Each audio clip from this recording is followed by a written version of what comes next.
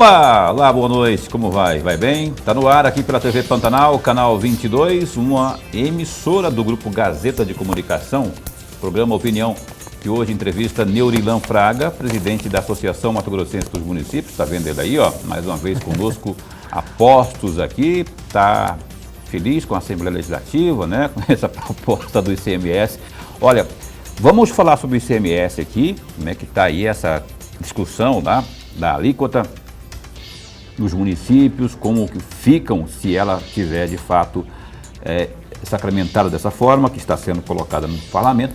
E outros assuntos, carnaval, rapaz, será que os municípios estão tendo orientação aí sobre o carnaval? Tem a pandemia que não acabou.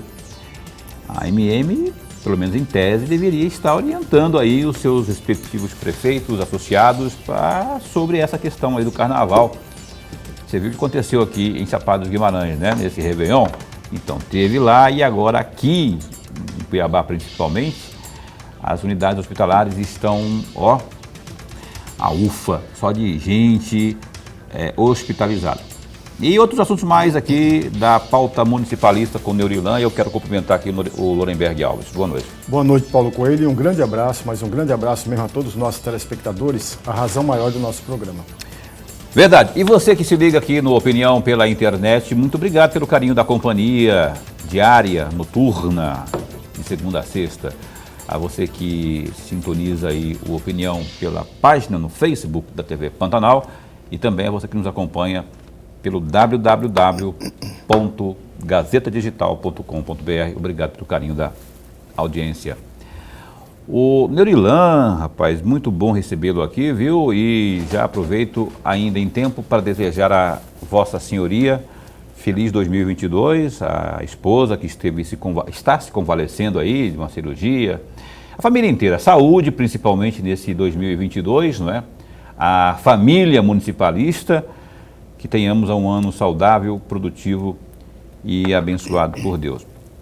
Bom, dito isso, já que eu falei aí de ICMS, eu queria que você comentasse aqui sobre a Lei Complementar 190/2022, que no dia 5 de janeiro foi aprovada e diz respeito aí à questão do diferencial, né, da alíquota do ICMS. Eu queria que você fizesse um comentário como que o municipalismo está vendo essa lei. Boa noite.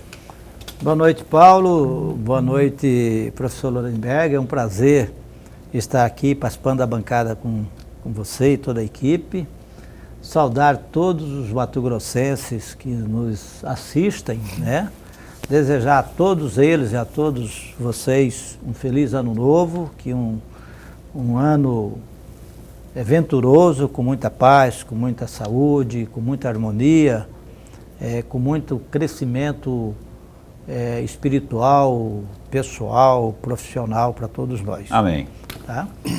Veja bem, esse projeto de lei, essa emenda, ela trata da definição de alíquota que termina sendo, da forma como foi aprovado, está regulamentando, né, a questão daquela negociação que foi feita da Lei Candir, né? Então, precisava ter uma lei complementar nesse sentido. Então, dessa forma foi feita e foi de interesse dos municípios, né? Já não é o que está acontecendo com relação a uma proposta do governo do Estado, né? A mensagem 01 de 2022, que trata especificamente da distribuição dos recursos do ICMS, aqueles 25% que é de interesse, que é para as prefeituras, né, que tem uns critérios já definidos como é feita essa distribuição para os municípios, e o governo encaminhou essa proposta para fazer modificações nos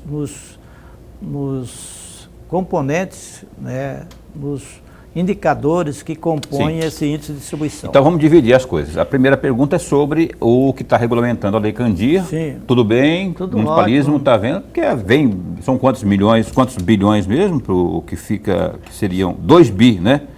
Para os municípios brasileiros como um todo? Exatamente. Então, então até aí tudo bem, né? Sim, até aí, porque foi um acordo que nós fizemos lá com o governo, com o Congresso Nacional, né? No sentido de praticamente regulamentar aquela lei que o senador Hélio Fagundes apresentou, aonde os estados e municípios brasileiros, os municípios brasileiros, teriam 16 anos recebendo recursos referente à desoneração das exportações até então.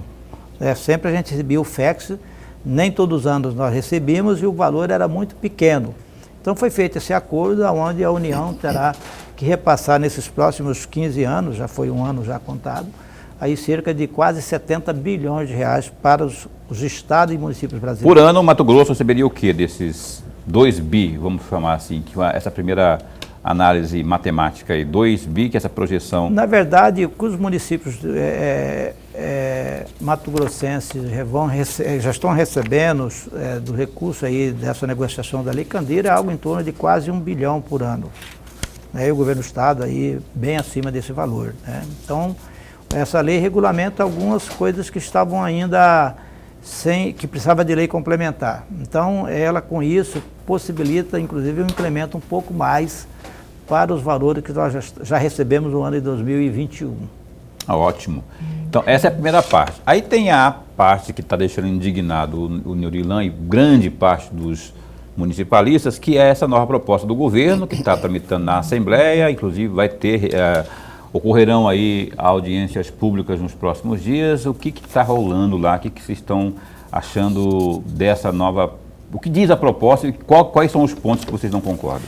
Veja bem, nós defendemos, isso faz parte do meu perfil, que as gestões, qualquer que seja municipal, seja estadual ou federal, elas têm que ser gestões eficientes, gestões exitosas, com a aplicação dos recursos públicos de forma transparente, que traduzem resultado para a população. Então eu sempre defendi isso, fui gestor, trabalhei nesse sentido, fiz esse esforço muito grande no meu município, que o professor Lorenberg é meu conterrâneo, sabe da dificuldade que o município enfrentava naquele momento, melhorou muito depois que eu passei pelo município. E defendo isso também, como presidente da MM, nós estamos constantemente orientando os gestores no sentido da aplicação dos recursos públicos com eficiência. Inclusive, nós capacitamos em média, mais de 1.000 servidores das prefeituras municipais todos os anos, para poder fazer com que eles sejam preparados não só para arrecadar mais, como também gastar bem, Porque não adianta você ser eficiente na arrecadação, ter um caixa abarrotado de recursos se você não consegue gastar, por falta de políticas públicas que você não definiu. Se você tem políticas públicas para atender a população, você não consegue ter sempre um caixa aí abarrotado de recursos. Lógico que você pode ter aí uma reserva técnica, como nós falamos, no linguajar da administração pública, mas você precisa gastar o que você arrecadou. Aquele gestor que elogia muito, que arrecadou muito, que é eficiente na arrecadação, que tem muito dinheiro no caixa, às vezes não pode ser eficiente nos gastos, Porque não é só na qualidade dos gastos, mas fazer com que o caixa, a arrecadação que eu tirei lá do cidadão, volte para o cidadão e não fique no caixa do município, do estado ou do governo federal. Esse é um ponto de vista muito claro. Essa lei, essa nova mensagem do governo, ela atende, na verdade, ela é uma lei complementar que atende uma emenda constitucional, a emenda constitucional 108, que trata dos recursos do Fundeb. E lá, a emenda constitucional 108 coloca o seguinte: os estados terão 2 anos para adequar-se à emenda constitucional, ou seja, daqueles 25% que vão para os municípios, aí para o cidadão que está nos assistindo, eu vou ser mais pedagógico, Paulo, eu peço até liberdade para isso, porque do ICMS que o senhor paga para o governo estadual, 75% fica aqui na capital, aqui no cofre da Secretaria de Fazenda do governo do estado, para ele desenvolver as políticas públicas de estado, investir mais na educação, investir na saúde, investir nas obras estruturantes, enfim. e apenas 25% volta para as prefeituras, aonde mora o cidadão que contribuiu com os 100% do ICMS que o Estado arrecadou. Então, aquele recurso que volta para a prefeitura é garantido que ele chega lá na ponta, porque cai no caixa da prefeitura, e aí ele vai fazer a execução das demandas, porque o cidadão procura o prefeito com facilidade, procura o vereador com facilidade, mas já não consegue falar com o governo do Estado, não consegue falar com o presidente da República, ou com deputados, com senadores, tem mais dificuldade de abordá-los. Mas com o prefeito e o vereador que mora na cidade, é muito fácil. Não, então ele termina tendo que investir, mesmo que ele seja não tão eficiente na aplicação dos recursos públicos. Então, a emenda constitucional fala o seguinte, nesses 25% dos municípios, na hora da distribuição, né, tem os pesos, tem os indicadores que pesa para poder saber quanto que Cuiabá vai receber e quanto que Nortelândia, a nossa cidade, vai receber. Né? E aí lá os indicadores é composto, primeiro pelo valor adicionado, é o valor econômico, do movimento econômico que tem no município, né? Que pesa 75%. Olha o tamanho do peso do valor econômico. Por isso que vai sempre mais dinheiro para quem tem mais. Né? Então o valor econômico é 75%. E os 25% para completar os 100% é distribuído 4% para a população, 1% para a base territorial, 5% para as reservas de indígenas e unidade de conservação e 3% para a arrecadação própria.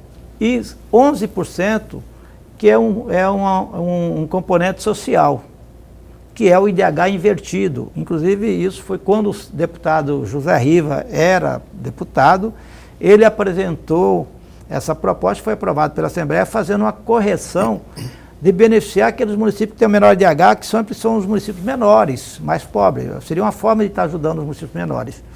Então, essa é a regra atual. Eu vou só... porque esse assunto, ele é assim... Ele é muito técnico, né? Técnico, muito técnico. E tem um conteúdo muito vasto. Sim. E a gente quer se debruçar sobre esse conteúdo ao longo do programa de hoje. Só quero colocar na conversa aqui o Lorenberg, que está aqui me chutando a canela, que ele quer participar do programa, e ele falou que eu esqueci dele. Ele até ligou para o Dorineu, reclamando. Mas, Lorenberg, por favor. Presidente, antes de mais nada, a nossa alegria, mas a alegria mesmo de tê-lo mais uma vez aqui. O nosso programa ganha e ganha muito com a presença do senhor. O nosso telespectador já está ganhando. Vamos continuar nesse bate-papo, porque esse bate-papo parece que é muito bom mesmo. Mas eu tenho duas perguntas para fazer, até para reflexão do senhor. Veja, nós estamos vivendo em Mato Grosso, ou sempre vivemos, numa desigualdade regional gritante. Não há ninguém que possa encobrir, esconder isso. É uma desigualdade regional gritante. Por outro lado, tem a possibilidade de rediscutir a redistribuição do ICMS. Seria esse o melhor caminho para combater a desigualdade ou existem outros fatores que possam estar trazendo para melhorar ou para suavizar a dor, inclusive, dos mais pobres? Que boa pergunta, que boa colocação. Exatamente contribui com aquilo que nós estamos falando. A proposta em si, a medição das gestões é muito interessante, né? Porque aperfeiçoa a aplicação do recurso público. Essa mudança pode ser um instrumento de diminuir as desigualdades entre os municípios. Porém, né, porque você está baixando o VA de 75, que é o valor econômico que pesa muito, manda mais recursos para quem tem mais, vem para 65.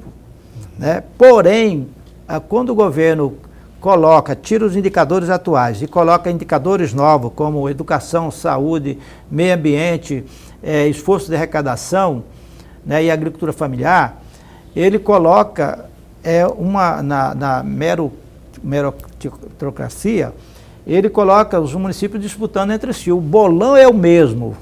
Não está tirando nada dos 75% que fica o governo do Estado. Está trabalhando só em cima dos 25% que já é dos municípios. Então, vai ter uma concorrência entre si. E neste sentido, que é a grande preocupação nossa, o que o senhor colocou. Se nós vamos colocar numa corrida, numa largada, todos os municípios aparelhados, né? Um que está numa Ferrari, né, do município grande está numa Ferrari, e um município pobre está num Fiat 147 ainda. Foi longe, né? Agora, hein, rapaz do céu. Então, veja bem, porque há sim municípios estruturados na saúde e na educação, municípios do agronegócio têm uma estrutura muito melhor. Os municípios que estão fora do agronegócio, municípios mais distantes, tipo Serra Nova Dourada, Luciara, Bom Jesus do Araguaia, muitos municípios aqui na nossa região mesmo, Arenápolis, Santa Afonso. A maioria. Não tem essa estrutura. Então, se você colocar para largar, quem é que vai chegar no final? São os que têm melhores condições. Então, você vai aumentar as desigualdades regionais. A proposta pode ser aproveitada para diminuir as desigualdades regionais. Como?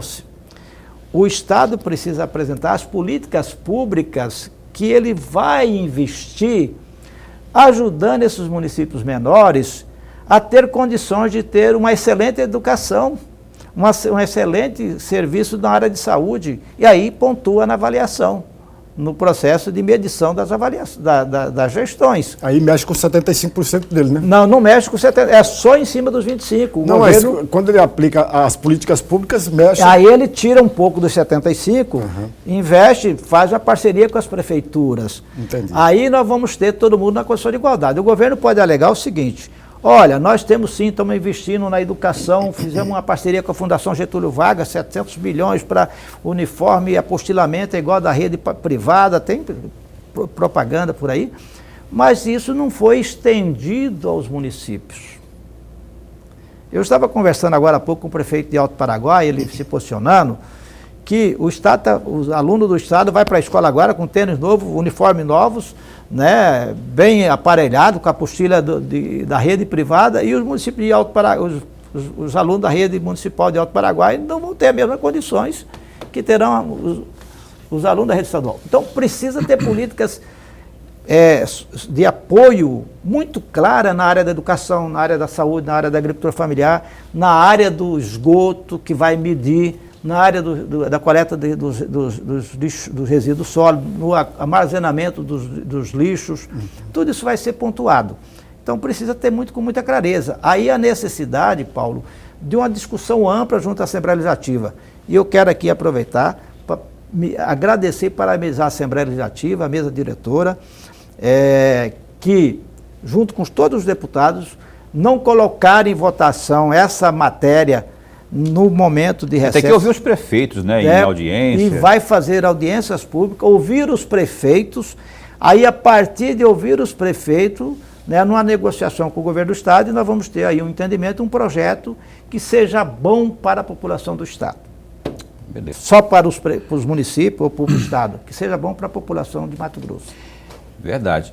Então tá, vamos continuar. Aliás, essa proposta, essa questão aí da parceria com a Getúlio Vargas, numa conversa, quem sabe não possa ser estendido essa parceria para beneficiar os estudantes também dos municípios. É, né? Isso que nós queremos, de repente, nós desejamos. Uma conversa ali, vamos conversar, vamos exaurir todas as possibilidades de diálogo, colocar os deputados realmente municipalistas no jogo, na conversa. Alto Paraguai? Não. Hortelândia. Não, você nasceu lá. Não, você... Quem que nasceu no Paraguai?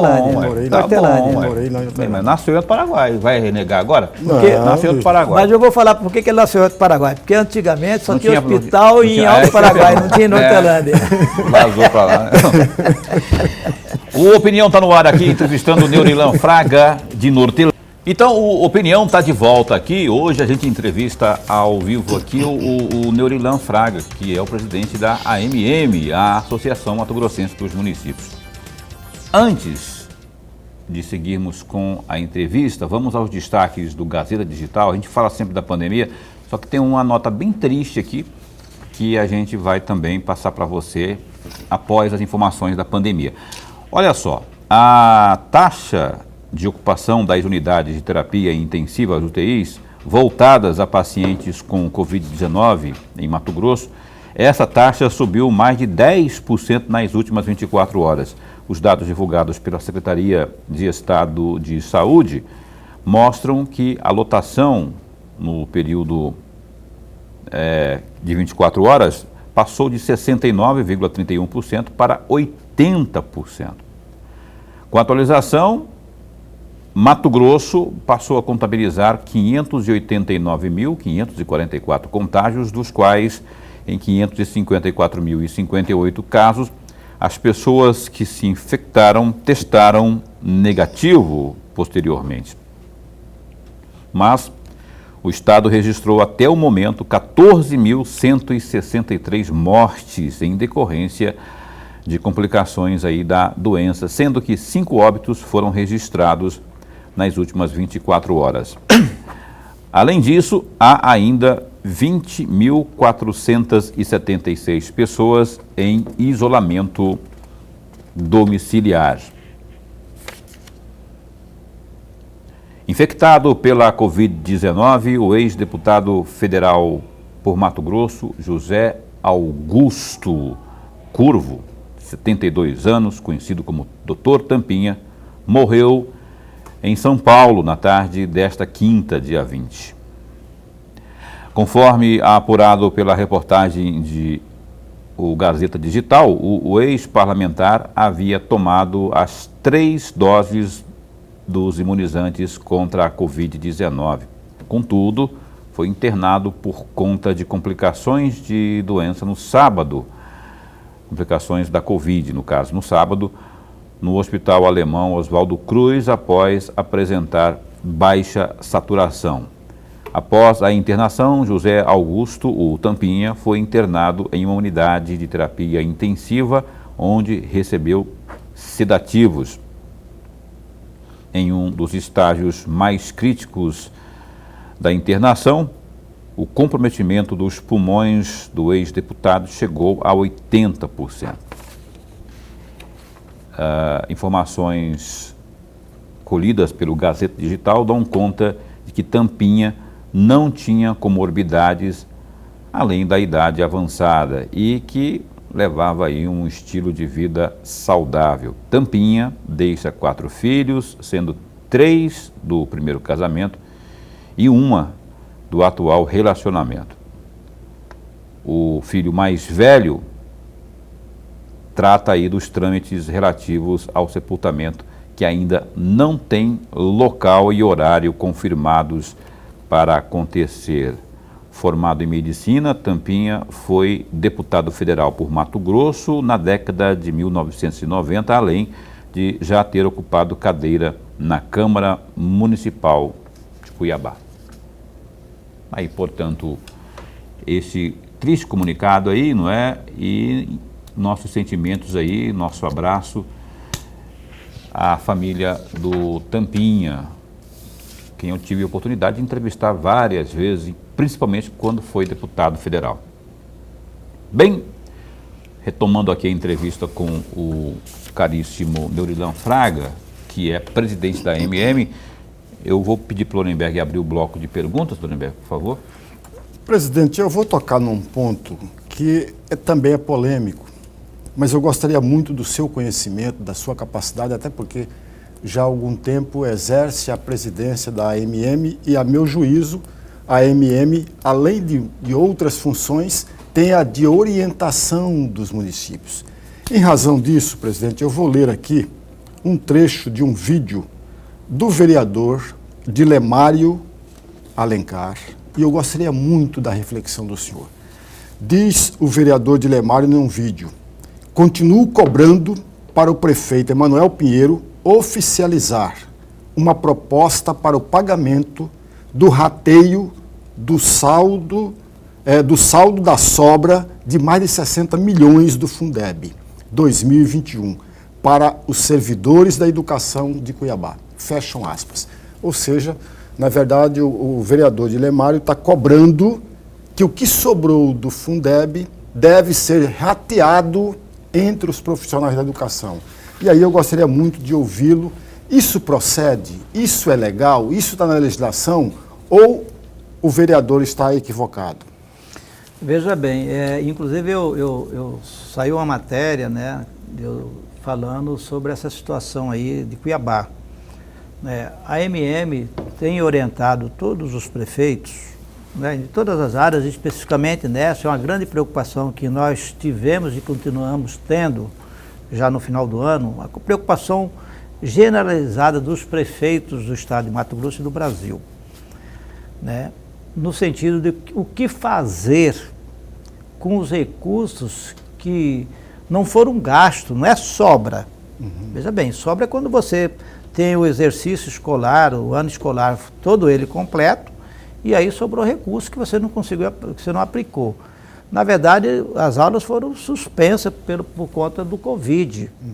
Então, os prefeitos do Brasil todo não conseguiram gastar os recursos porque não tiveram as despesas, né, do transporte dos alunos, merenda, a manutenção do ensino, investimento nas unidades escolares, enfim. Então, até nós trabalhamos uma proposta no Congresso Nacional e fizemos uma emenda a um projeto de lei, onde, primeiro, não se penaliza os gestores, os órgãos de controle não podem penalizar os gestores que não conseguiram aplicar os 25% da educação de forma excepcional por conta da pandemia. Porque eu defendo que os gestores têm que gastar, né, os 25%, no mínimo os 25%, e gastar bem. Jamais gastar menos ou gastar mal. Da mesma forma, os 15% da saúde, né? Nós precisamos investir muito na educação, na saúde e gastar bem. Mas, de forma excepcional, né, conseguimos aprovar uma lei que fala que os gestores não devem ser penalizados se não conseguiram aplicar os 25% da educação.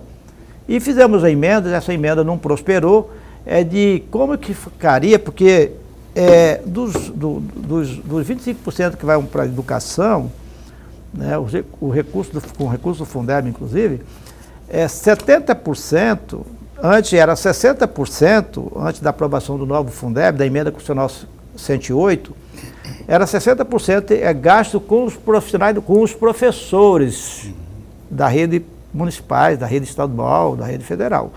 40%, etc. As escolas, né, quadras esportivas, etc. Mudou um pouco os indicadores. 70% gasto com todo o pessoal da educação, inclui aí merendeira, inclui guardas, inclui outras funções. Vigilante. Social, os prefeitos 30%. Como os prefeitos não conseguiriam gastar os 25% na educação por conta da pandemia e muitos não conseguiram gastar os 70% gasto com o pessoal, né, foi feita uma consulta ao Tribunal de Contas, onde o Tribunal de Contas manifestou e foi aprovado em plenário de que, né, os municípios podem pegar, nós orientamos aos prefeitos que aproveitasse esses recursos e pagasse férias, licenças prêmio, colocasse em dias, né, a vida dos profissionais da educação. Mas na mesma nota do Tribunal de Contas, ele coloca o seguinte: se o gestor fez todo o esforço e não conseguiu gastar os 70% com o pessoal, essa sobra, ele poderá deixar para o ano que vem, que faça uma boa justificativa ao Tribunal de Contas, explicando por que de fato não gastou os 70%, e esse dinheiro vai ser aplicado nos profissionais da educação no ano que vem. Né? Então, nós trabalhamos orientando todos os gestores da seguinte forma: tenta, de toda forma, aplicar os 70% no gasto com o pessoal da educação, como a lei está dizendo, né? Faça todo esse aparelhamento de atualização, pagamento de férias e dessa e tal, e a sobra vocês deixam para o ano que vem. Porque no ano que vem, que seria agora 2021, isso foi feito no ano passado, né? Em 2021, nós estamos aí até abril, está definindo um novo piso salarial dos profissionais da educação. 2022, até abril de 2022, os prefeitos têm que começar a pagar o novo piso salarial da educação, dos profissionais da educação. Aí usaria essa sobra para...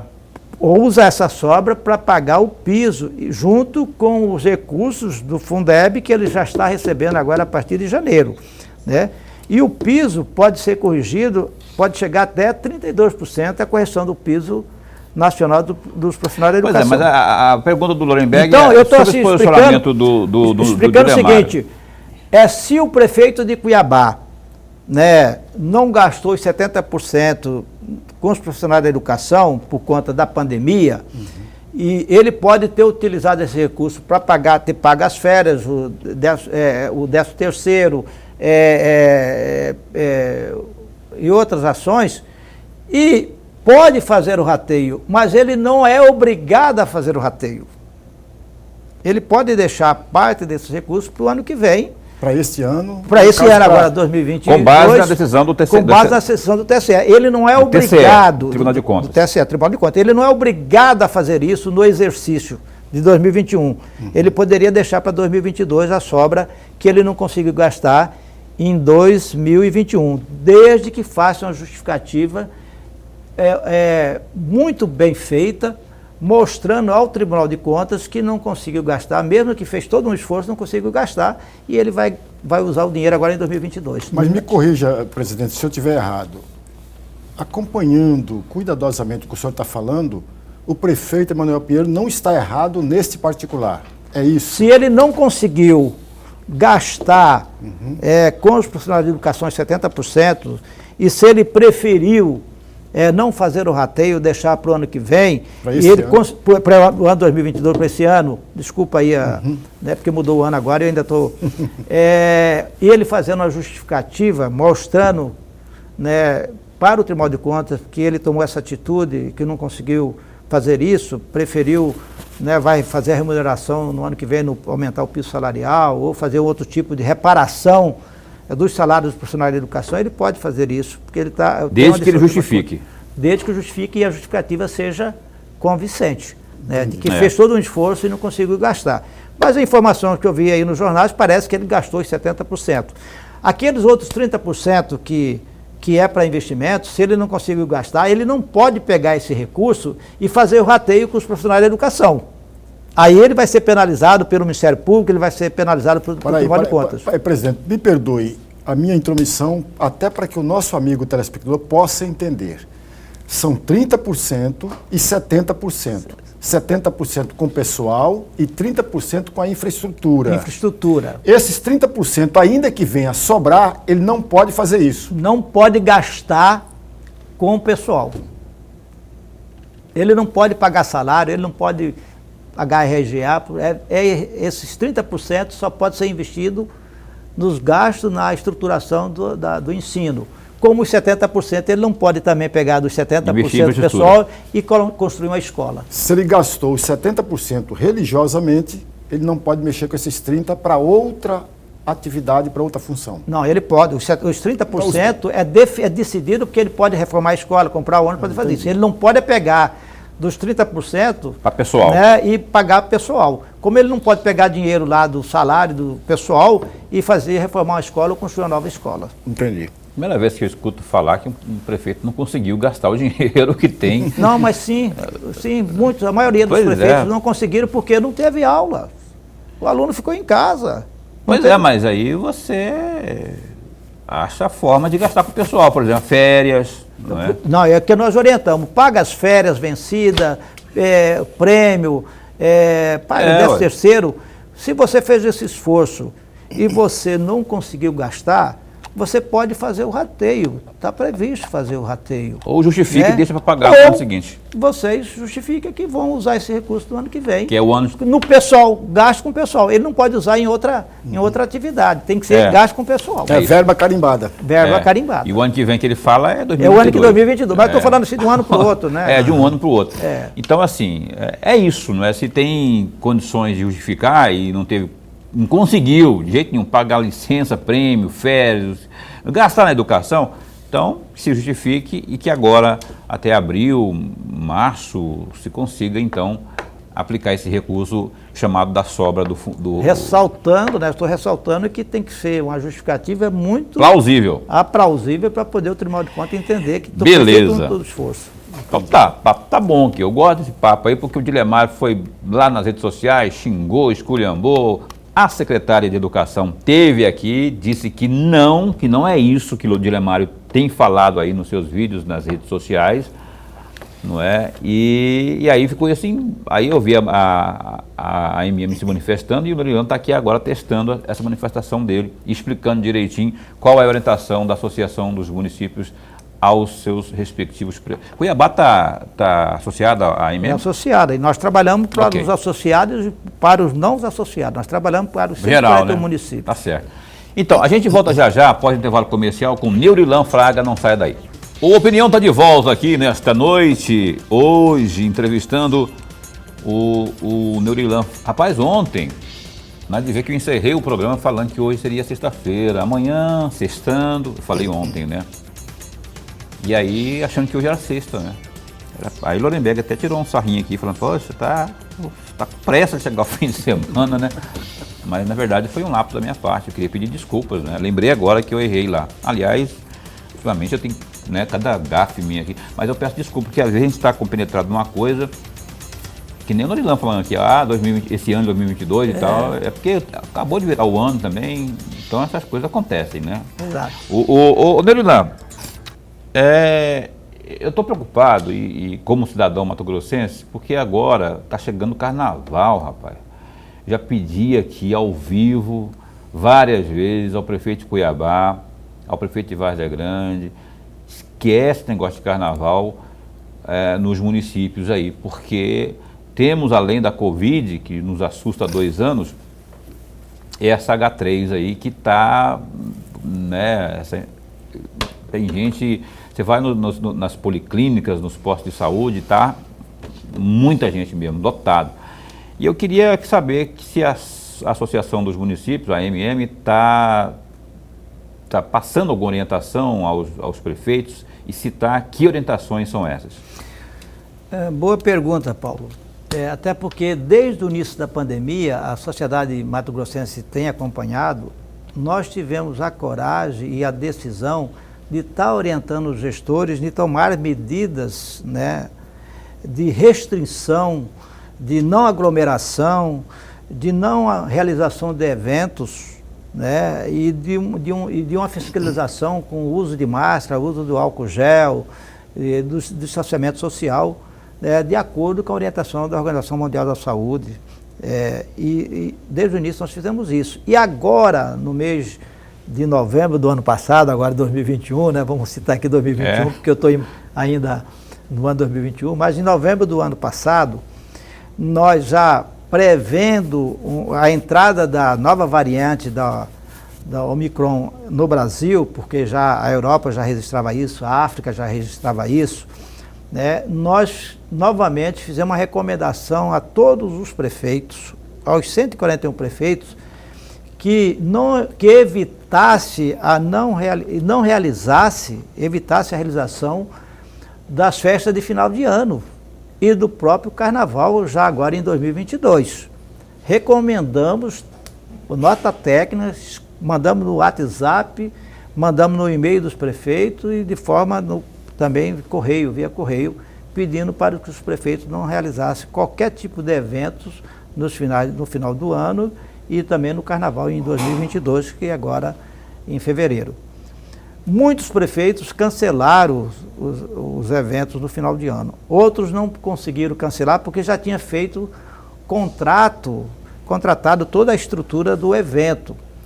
E por mais paradoxal que pareça, o secretário Gilberto Figueiredo também orientava que os prefeitos evitassem fazer essas festas do final de ano.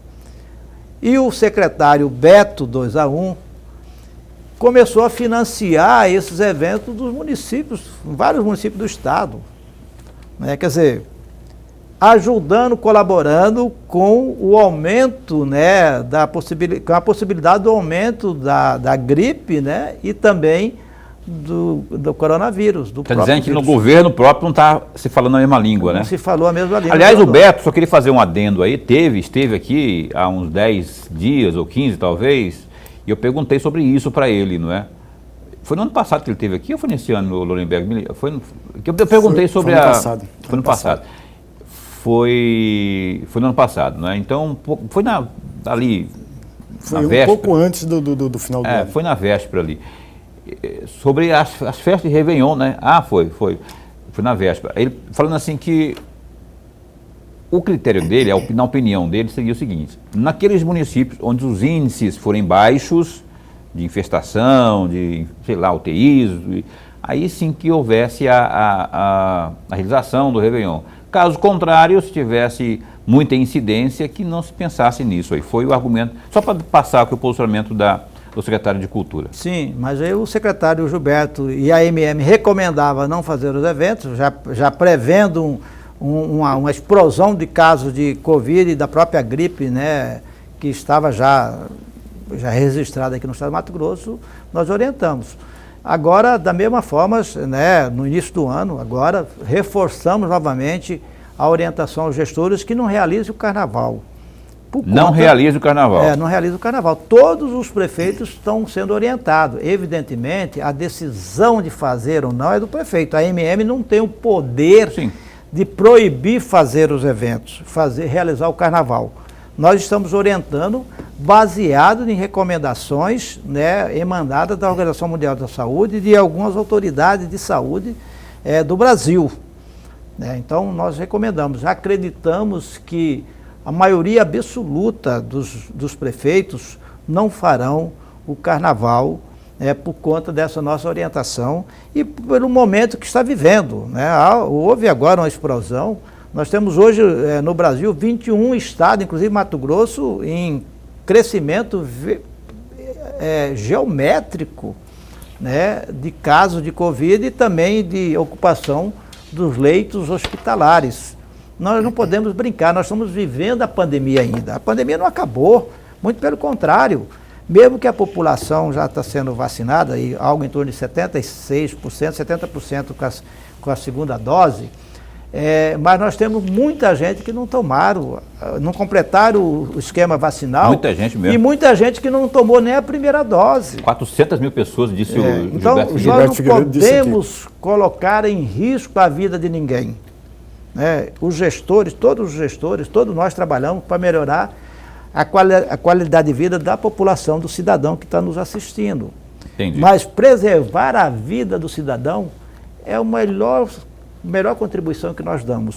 E a preservação já começa evitando fazer esses eventos que aglomerem pessoas. Porque na hora, as pessoas, principalmente do carnaval, que vem a questão da bebida, da empolgação, termina perdendo o medo, tira a máscara, abraça, esfrega, e aí pode haver alguém ali contaminado sem saber, né, e fazer a transmissão da Omicron, que está aí. Aí, lamentavelmente, aconteceu aí com o nosso Tampinha. amigo Tampinha, né, que mesmo vacinado por 3 doses, faleceu na tarde de hoje em São Paulo. E essa Omicron, segundo analistas, cientistas, né, o grau de contágio dela é 70 vezes maior do que o que a gente já tinha verificado aí. Embora a letalidade, né, seja menor, mas é bom evitar, né, porque quem tem comorbidade, por exemplo, aí está na roça se contrair. A gente tem orientado. Aliás, tem amigos meus que têm me xingado, depois que a gente, sempre quando eu venho aqui no programa, eu fico pedindo para os prefeitos não realizarem o carnaval. Amigos promotores de eventos, por exemplo, foliões, que precisam até de ganhar o dinheiro, porque vivem, né, dessa promoção de eventos. E eu insisto aqui de pedir aos prefeitos, secretários de cultura, que não realizem, passinho para trás. Por que eu peço isso? Porque a gente tem exemplo aqui, claro, aqui, ó, Chapada dos Guimarães aqui. Paulo, como é que você afirma um negócio desse?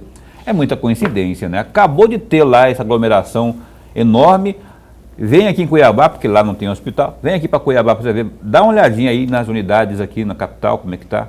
Em função do quê? Foi coincidência? Não, meu caro, foi aglomeração. E isso, que isso sirva de exemplo aí. Então me perdoem aos foliões aí, promotores de evento, porque eu tenho defendido a não realização por conta disso. Porque a vida é muito mais importante, é bom que tenhamos outros carnavais, né, que vocês tenham. Eu não curto carnaval, não sou contra, assim, sou contra agora, mas é bom estar um pouquinho mais de parcimônia, um pouquinho mais de paciência agora, para a gente não chorar depois, né? Ou não, Lorenberg? Está corretíssimo, eu assino embaixo.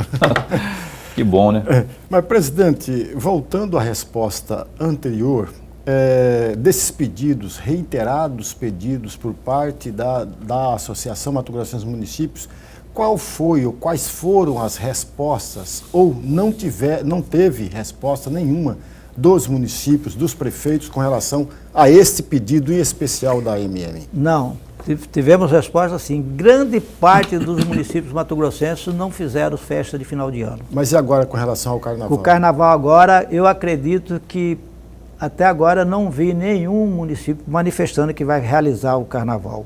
Muito pelo contrário, muitos prefeitos estão me mandando mensagem ou no grupo de WhatsApp, que nós temos um grupo que conversamos, interagimos, manifestando que não vão realizar o carnaval pela situação que se encontra. Mesmo aqueles municípios que têm o caráter turístico, mesmo eles? Nós temos aqui, o município mais emblemático é a Chapada dos Guimarães, né, que está próximo de Cuiabá, então para lá desloca uma população muito grande. Tem Santo Antônio também, tem Livramento que sempre que sempre faz. Mas Santo Antônio, a prefeita já manifestou que não vai realizar o carnaval. Né? Da mesma forma, Livramento também, o prefeito Souza, inclusive, vou mandar um abraço para ele está de quarentena lá por conta do Covid.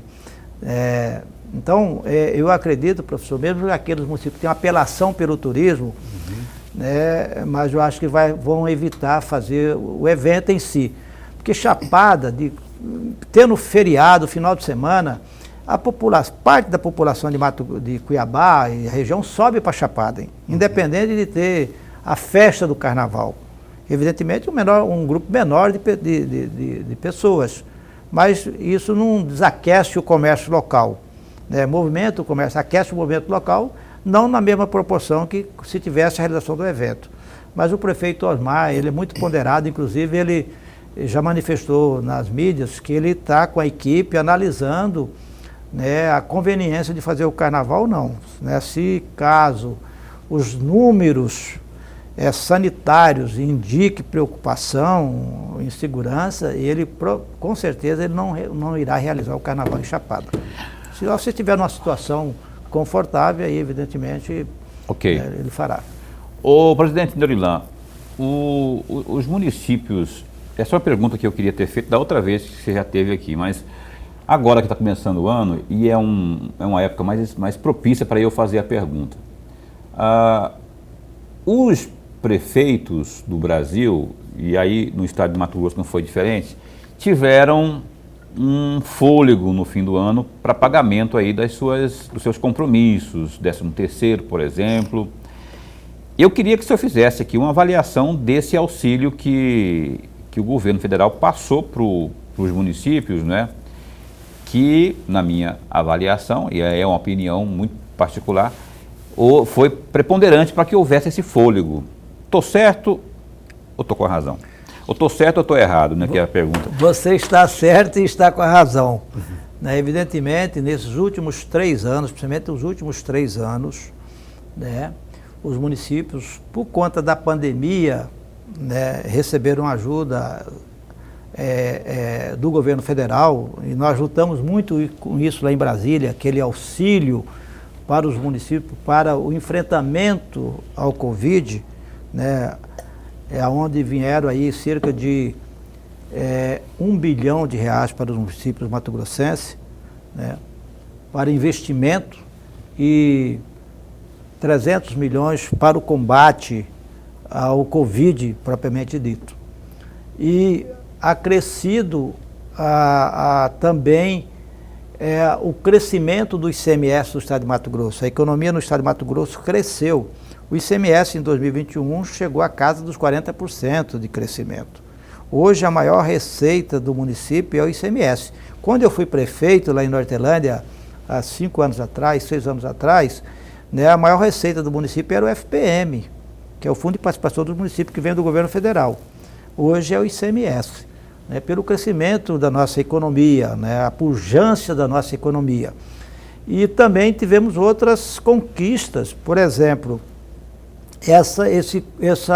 esse acordo que foi feito junto ao Supremo Tribunal Federal, com os estados, os municípios, o Congresso Nacional e aí capitaneado, inclusive aqui em Mato Grosso, pelo senador Hélio Fagundes e o ministro Gilmar Mendes, que estava na negociação, da Lei Candir, que é essa reposição, né, de mais de 70 bilhões em 16 anos. Então, são ajudas extraordinárias que vieram para os municípios, né, e aí deu uma certa folga. 2 bilhões por ano, Por mais 2 ou menos. bilhões, E aí também contribuído, né, com a própria pandemia, fez com que muitas atividades desenvolvidas pelas prefeituras não pudessem ser realizadas, como está o caso aí da educação, que não conseguiu gastar os 25% da educação por conta da pandemia.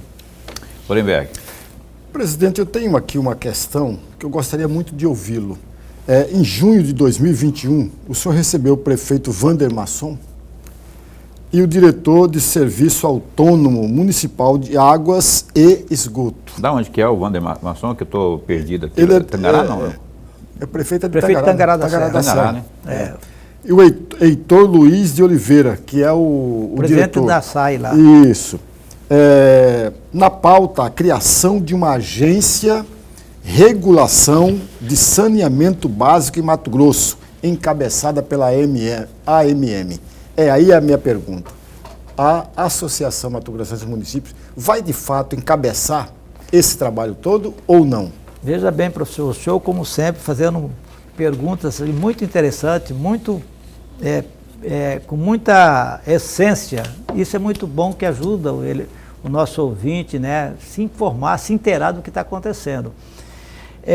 Com o marco regulatório aprovado pelo Congresso Nacional em 2019, né, ficou que os estados brasileiros, os governos estaduais, teriam até dia 15 de julho do ano passado, 2021, 2 anos após a sanção do marco regulatório pelo presidente Jair Bolsonaro, de aprovar uma lei na Assembleia definindo os blocos os blocos de municípios para poder trabalhar uma governança interna e aí buscar recursos da iniciativa privada para poder fazer o investimento na área do saneamento, da água e dos resíduos sólidos, dos lixões, né? Da mesma forma também estabelecer as agências de regulação, ou elas podem ser estadual, regionais ou municipais, né? O governo do estado, infelizmente, não conseguiu encaminhar essa lei a tempo e não conseguiu aprovar essa lei a tempo, né, tratando do bloco. Quando encaminhou uma lei, né, com uma criação de 15 blocos no estado de Mato Grosso. E aí nós, como presidente, nos posicionamos, né, e conseguimos fazer com que dos 15 blocos virassem 6. A Assembleia aprovou numa primeira votação um substitutivo do próprio governo, assinado pelas lideranças, baixando para 6 blocos, né? E agora nós conseguimos também fazer com que a Assembleia discuta com os prefeitos, que é o dono do sistema de água e esgoto e do resíduo sólido, para poder aí encontrar uma proposta que seja boa para o Estado, boa para os municípios, principalmente para a população. No caso das agências, né, o Estado já manifestou que a AGER será a Agência Estadual de Regulação. Mas na proposta, na lei que está na Assembleia, está também colocando que pode ter agências regionais e agências municipais, outras agências. Okay. Então nós estamos aguardando agora aprovar essa lei. Eu procurei a AGER vai se estruturar para poder ser agência oficial e assim fazer a regulação dos sistemas dos blocos que serão aí depois concessionados para a iniciativa privada. Ô, presidente, eu vou ter que encerrar o programa aqui, porque é horário de rede, né? Agradeço demais pela sua vinda aqui, é a primeira vez neste ano de 2022, viu? E que a gente possa estar batendo mais papo aqui ao longo do ano. Obrigado por ter vindo. Mais uma vez, feliz novo ano para o senhor. Obrigado, é um prazer vir sentar com vocês e fazer essa discussão. A discussão termina sendo um programa técnico, mais pedagógico do que informativo, principalmente. Informativo em si. Lorenberg, até amanhã. Até amanhã. Amanhã é sexta, Lorenberg. Amanhã com o defensor-geral do estado de Mato Grosso, o caríssimo Clodoaldo Queiroz, às 7h30 da noite. Até lá, fica bem, fica com Deus também.